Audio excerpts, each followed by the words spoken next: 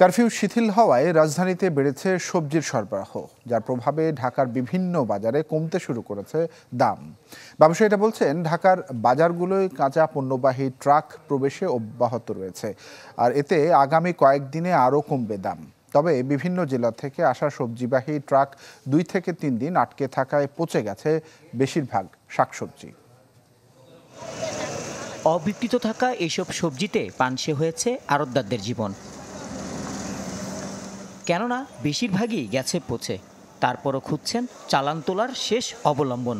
তারা বলছেন, গেল 2 দিনে বিক্রি করতে না পারায় অধিকাংশ সবজি পচে নষ্ট হয়ে গেছে। এই 5 দিনে প্রত্যেকটা মুকামেই ধরেন মাল আটকা পড়ছে। বাংলাদেশের মাল ঠিকঠাক মতো বাজারও আসতে পারে নাই, সেই কারণে বর্তমান মাল অনেক পচায়ও ফেলাইছে গৃহস্থে, মুকামদার যারা আছে তারাও ফেলাইছে। এদিকে শিথিল কারফিউতে সরবরাহ বাড়তে থাকায় কমতে শুরু করেছে সবজির দাম। বাজারে প্রতি কেজি বেগুন 120 টাকা থেকে কমে বিক্রি হচ্ছে 80 থেকে 70 টাকায়। একইভাবে কমেছে ঝিচিঙ্গা, পটল, পেঁপে, ঢেঁড়স, করলা, ধুন্দুল ও বরবটি। গেছে 2-3 দিনের তুলনায় যেরকম আপনার সবজির দামটা আপনার কেজিতে 30 থেকে 35 টাকা কেজিতে কম। গত 2-3 দিন আগে যেরকম 1 কেজি মাল 70 থেকে 80 টাকা ছিল, এখন 1 কেজি মাল 40-50 টাকা। অনেক পর্যাপ্ত পরিমাণ আমদানি, মাল দামও কম।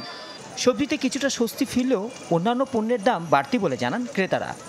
আজকে তুলনামূলক কম গত কয়েকদিনের তুলনায়, বাট অন্যান্য জিনিসগুলোর যেটা দরকার ওগুলোর মোটামুটি দাম আগের মতোই। যদি মাছ মুরগির দামের কথা বলি, ওগুলো মোটামুটি বাড়তি। ঢেঁড়স কিনলাম 30 টাকা করে, উস্তা কিনলাম 60 টাকা করে, পেঁপে কিনলাম 35 টাকা করে। 5 দিন তো অনেক চড়া দাম ছিল, প্রতিটা সবজি 80 টাকা 100 টাকার কমে কোনো সবজি ছিল না। পরিস্থিতি স্বাভাবিক হলে সরবরাহ আরও বাড়বে বলে মনে করেন সংশ্লিষ্টরা। রহমান ফয়েজ, চ্যানেল 24, ঢাকা।